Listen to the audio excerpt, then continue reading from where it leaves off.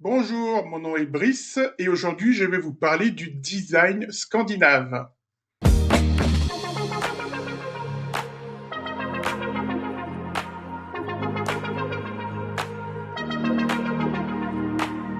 Alors c'est un nouveau format sur cette chaîne que je vous propose. On va vraiment rentrer en détail de certains styles, certains designs. Je vais vous raconter l'histoire et vous expliquer ce qu'est le design scandinave en particulier.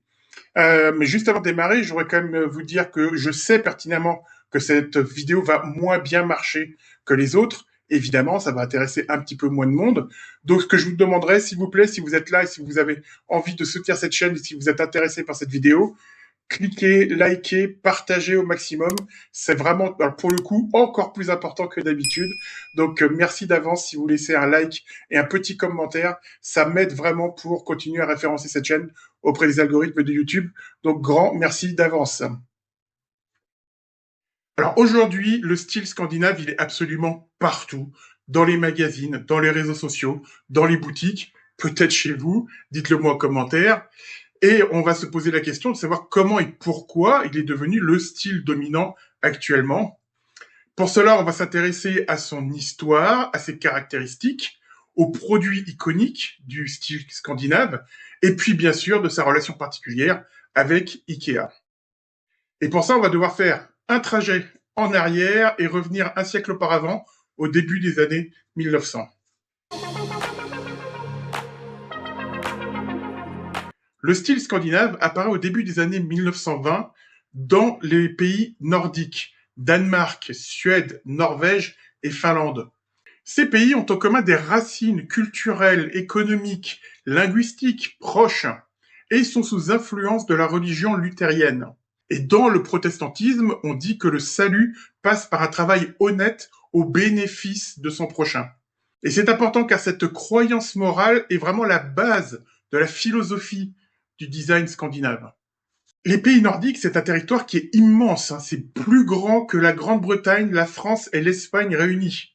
Mais c'est très peu peuplé, il y a des villes sur les côtes, et au centre, c'est majoritairement des montagnes, des forêts et des lacs.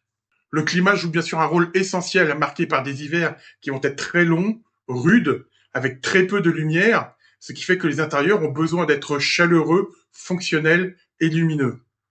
L'artisanat local tire parti des ressources naturelles qui sont existantes sur place.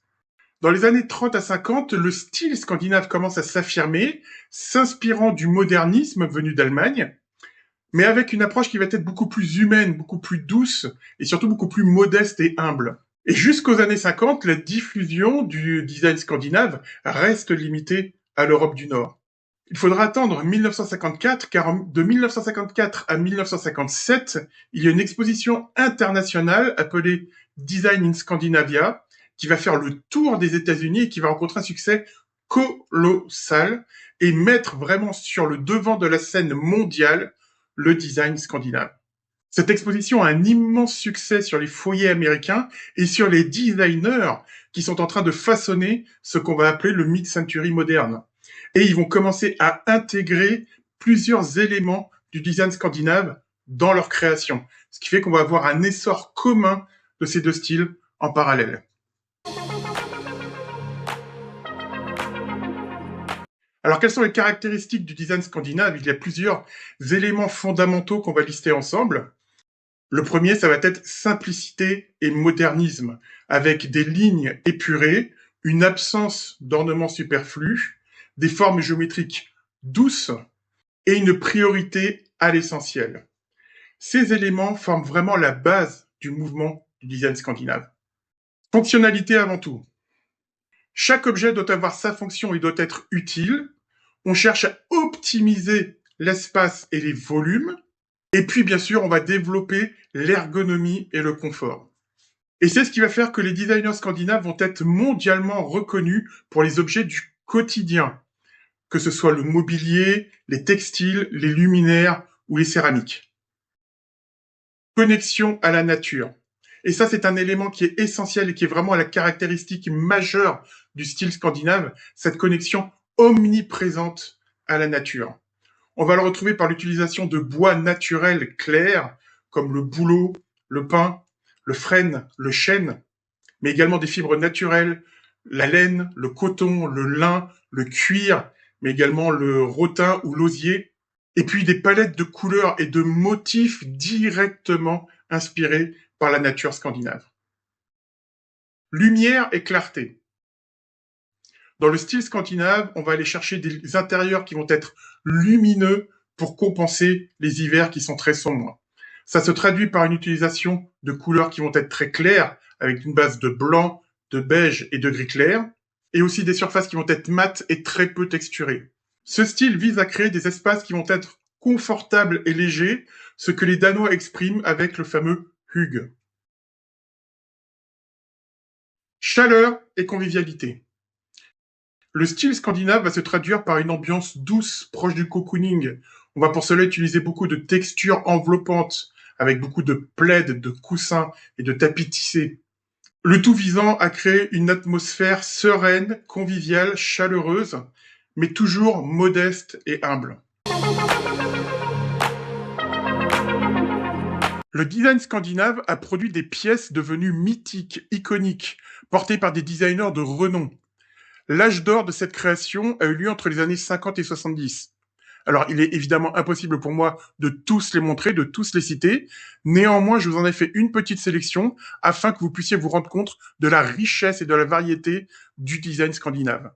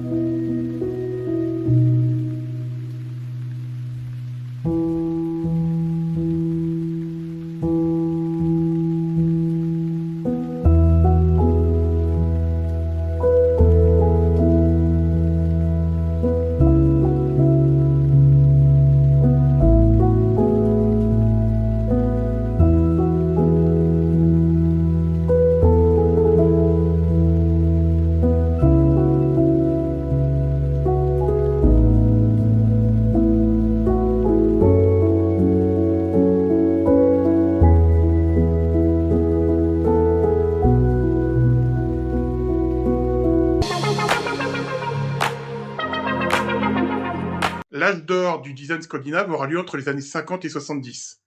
Il va ensuite subir un long déclin, marqué par l'avènement du postmodernisme, beaucoup plus expressif et coloré, et ce jusqu'à la fin des années 90, où une nouvelle génération de designers va lancer le début d'un nouvel âge d'or.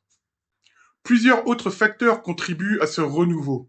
L'explosion du marché du logement urbain, avec une demande très forte de solutions de rangement abordables et modulables, un contexte économique, social et politique extrêmement anxiogène, avec une crise économique, avec des attentats, avec la guerre, et également l'émergence d'une prise de conscience écologique avec un besoin d'avoir des produits renouvelables et durables.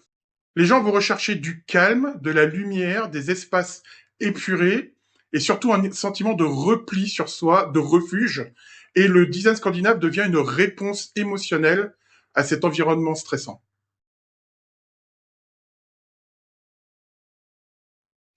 Du côté d'IKEA, le style scandinave était certes présent dans beaucoup de produits, mais n'était pas le style dominant. Si on regarde les catalogues de l'époque, on se rend vite compte qu'il y avait des couleurs contemporaines, avec du cerisier, du brun doré, du hêtre, mais très peu de style scandinave mis en avant. Le changement va se faire au début des années 2000, où IKEA va vraiment mettre en avant le style scandinave.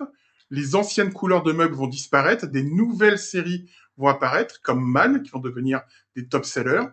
Exit le cerisier, c'est l'avènement du bouleau, c'est l'avènement du chêne. Et dans les magasins, IKEA va aussi montrer que le style scandinave, de par son minimalisme et son modernisme, peut très bien se marier avec des styles contemporains ou traditionnels. Et Ikea va aller plus loin en réclamant l'héritage du design scandinave historique, en lançant des collections capsules comme Ikea PS ou Stockholm, qui sont directement inspirées des grands classiques de l'âge d'or du design scandinave.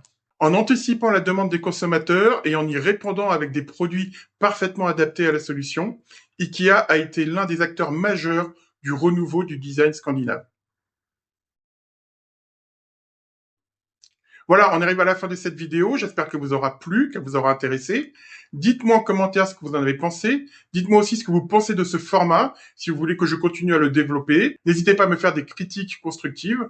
J'en ai vraiment besoin pour ce genre de nouveau format.